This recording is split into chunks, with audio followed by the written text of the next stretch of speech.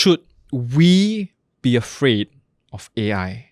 That's my next question. As a general public, should we be afraid of AI? Yeah. You know, talking about Terminator, I'll answer that question soon. Sure. Talking about Terminator, I should say that I'll be back. Because one day you take my brain and all this, in 200 years' time, you bring me back, and then you can use this voice. I'll be back. Yeah. Okay, yes. Just so so you we are know. recording this right Yeah. now. You have his voice. Yes, you have we my have voice. his image. Yeah. All we have to do is preserve your brain. Yes, preserve my brain. Just put me in the future, and then I'll be back. You'll be back. Yeah, I'll be Alright. back. And then we should do this again in 200 years. Oh my You'll be gosh. back. Okay. No, coming back to the question. Yes. Should we be afraid of AI? No, I really honestly think we should embrace it with, of course, boundaries, parameters, and limitations. We should embrace it because I think it really enhances our life. Like, in all honesty, in the last 5 years, we have already been using AI Yes, without exactly. realizing it. And people do not know that they're actually using AI. Yeah.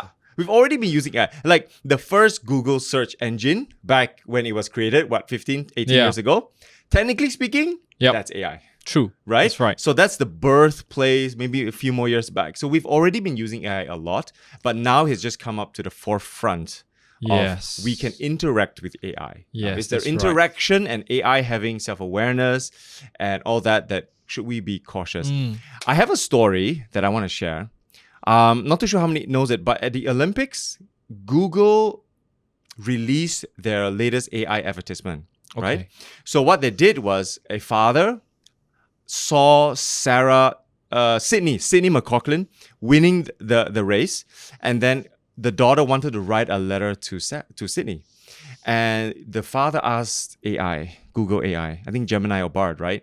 AI, could you help my daughter write an essay or a thank you letter to Sydney? And I think they got a lot of controversies because it begs the question.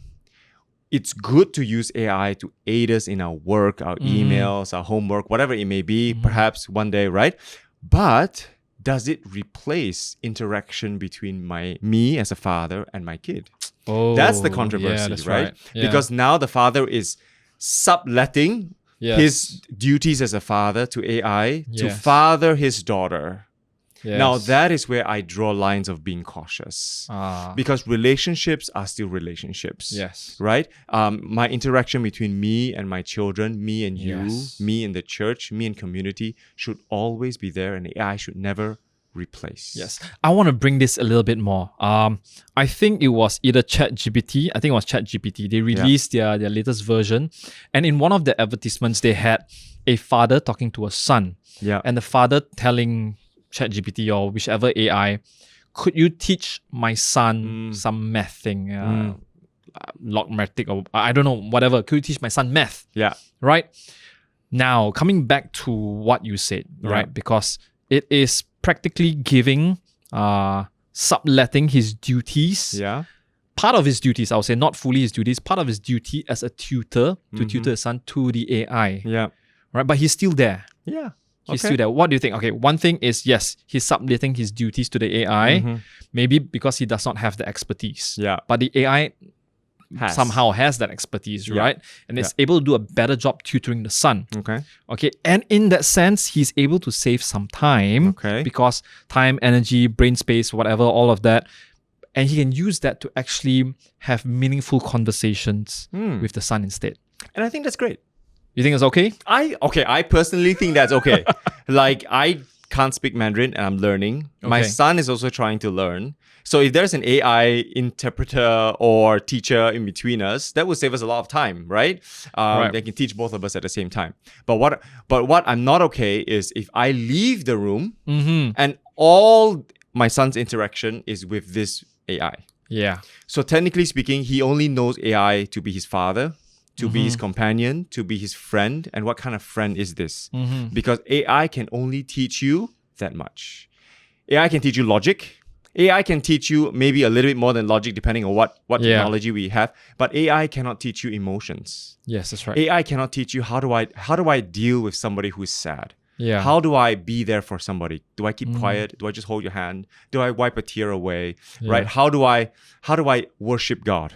AI can never teach you relationship with one another. That's a 'Cause very good they point. don't understand it. That's a very good point. Yeah. Now, let me ask you one more thing. Do you think Mm-hmm. it would be a slippery slope though? Okay. If you start off with, hey, AI, become my math tutor, become my Chinese tutor. Okay. The next thing it could be AI, what should we do today? Yeah. Yeah. AI, give me a list of items that, potentially, it's raining today. Give me a list of items that we could do at home. Yeah. Choose the best one out of this. Yeah. Do you think it's a slippery slope? Because right now, you are not just subletting the duties, the responsibility, Yeah. but now you're also subletting certain decisions Wow. to AI. Wow. Yeah. It's true though. Thinking about this, I guess I've thought about this. AI, to some point, if let's just say I have my phone as an AI or my computer, that AI is programmed to learn me, right? My Yes. habits, my Yes. eating habits, my life habits, my thought habits, whatever it may be, it's programmed to learn me. So Yep. more data it collects, the more it knows me. That's right. The more it knows me, the more I fall in love. And if you think about it, I'm actually just falling in love With yourself. with myself. It's just so twisted. That's It's so just- narcissistic. It's so narcissistic. And it's so anti-gospel Yeah. because in love in the gospel, it's always self-giving. That's right. It's always selfless. It's Yes. always loving someone else in spite of your flaws. Yes. You failed me, that's why I love you, right? Yes, that's I'm still right. going not that's why I love you. You failed me and I'm still going I'm to still love you. going to love you. That's Correct. right. Yes. But AI will never fail you. yeah. So it's you're twisting complete biblical truths into now I no longer need to love someone else. I love myself. Okay. That's number one. Number two, you have got no flaws. So now my understanding of love is you have to be perfect and you have to be there for me. Now I'm more selfish than Ooh, ever. Wow. So AI, you Yeah. have to be there for me because flaws on me, you are perfect. Wow. So it's breeding, it will breed a generation of selfish lovers. Wow. And that's not healthy. Wow. This is crazy. Yeah. You That's just not opened a healthy. whole new can of worms. Yeah. All right. Yeah. Okay. Let's go into this a bit, but I want to twist it a little bit more Okay. to the Christian context. Now, because of AI, because it learns, because it takes data, it takes information, and it Yeah. churns out something that you want, Yeah. you need. Yeah. Should now Christians be concerned about AI? Should we be concerned for our next generation that's interacting more with AI? And given the time and space, AI is able to learn more. AI is able to understand a bit more the small nuances that is needed for interactions. Should we be concerned for ourselves and for our next generation? I think we need to educate. For example, thousands of years ago, the people had gold. And gold was great. Gold was a good tool for trade. Gold was a good tool to adorn yourself, to look better. Gold was great, right? But gold was just a tool. But the tool can be used to make a golden calf, Yeah, that's right. right? That's good. So I think AI is a great tool. But if we don't draw boundaries, it will become our golden calf. Like, why would you need God at some point? Literally, why would you need God? If AI could plan and permutate the next 1 year of my life, how do I get a promotion? How do I get a girlfriend? How do I don't know, get children, get a Yeah. family, get a house? If AI could do everything for me, actually, why do I need God? Yeah, that's right. Right? So I think Wow. it is a slippery slope. And I think the churches need to have education on AI. Yes. But more importantly, Christians need to learn to be programmers, to be in the AI space, Oh, that's good. Yes. so that Yes. Christians can control and program what AI of the future looks like. Yes, that's right. Otherwise, we will be subservient to people who do not know God. They program AI, and sooner or later, AI will teach us not to know God. Yes, it's true because AI takes information, takes databases, Correct. and what you feed AI churns Yeah. out. Yeah. Right? So, like what we say, monkey see, monkey do. Yeah. Right? Basically, that's it. Yeah. Right? So, if we have more Christian programmers that's feeding AI good information, godly Biblical biblical values. values, Yeah. then it would be able to churn out, I won't say perfect, Yep. but it would be a good guide. Yeah. A good guide. Not for us to take wholly. We That's still right. need our discernment. We still need to take it into context and really use our wisdom. Yeah. Yeah. So I'll draw 2 points from this. Yeah. Number one is that yes, it is a slippery slope, but we need boundaries. Yeah. We need boundaries. Number Yeah. two is the authority. Yeah. Right? How much authority do we give AI? Yeah. All right.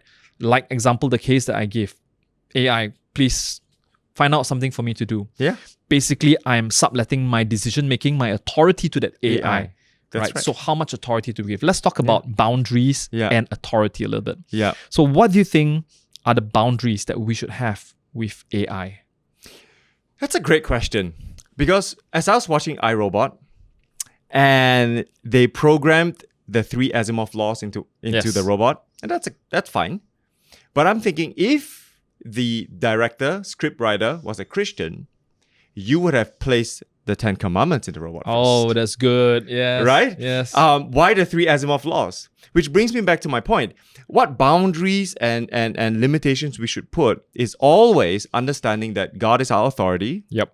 and God has subletted some of that decision to us, self-will, Yes. self-decision, self-determination to us. So we then have that authority. Now we need to place and use that authority well and steward it well. Otherwise, no, I don't want to go there. That's another rabbit hole. Yeah, I think we just need to steward that authority well, Yeah. and not sublet it to AI. Yes. But on that note, I really think I'm just gonna talk to you guys for a little while. Yeah. The next generation that is brought, and the next generation that comes after, and my kids, right? You guys are gonna be programmers and software engineers. Please learn biblical values. Yeah. Please draw near to God. Get into the AI space. And it is up to you and your generation to program what AI looks like in the future. Do not leave it into the hands of people who do not know God. Yeah. Otherwise, our generations, the AI will never know God. Yeah. How scary is that? Now, that is the most scary for me. So good. So Yeah. if I can conclude this section, it would be, yes, we are to embrace Yeah. AI. Right. Yeah. But in embracing AI, we do need boundaries. Yeah. We do need to know the authority that's been Yeah. placed upon us. God's given us that authority, and we need to know that God is the highest authority figure in Yeah. us. So when we did not get into this, but when we sublet certain authority to AI, Mm-hmm. so you have to use discernment in That's doing true. that. Do you want to do it? Do you not want to do it? Because we did talk about AI being a little bit more like you, so it can understand you, Yeah. so it could make decisions like you. Yeah. But do you want to do that? Yeah. Is AI now your master? Yeah. Yeah. So, Who is your master? yes, who is your master? Yeah. So that's really good. Thank you. I Wow. think that's really good for thank you. this. Yeah. No, thank you. Thank you for tuning in. If you enjoyed this episode, subscribe for more Crossroads content. Look forward to new episodes every Monday, Wednesday, and Friday.